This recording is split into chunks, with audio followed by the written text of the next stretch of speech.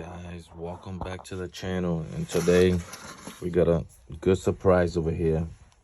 So this is the Netgear Nighthawk, I believe. Yeah, the Nighthawk Light Mobile Hotspot Router. So this means that I will be able to get the miner off the grid, meaning like this will give me internet in rural areas where there's no internet access.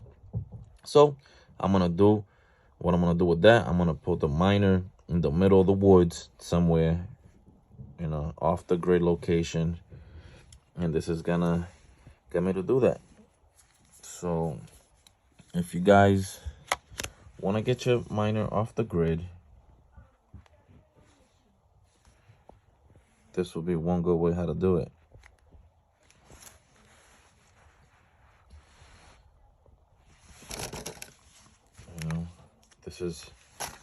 This service provider is from AT&T, but if you look at the description below, you can buy these on eBay, and then you just go to your local AT&T and then just get the service for it. But yeah, so this is the way to get the Helium miner off the grid.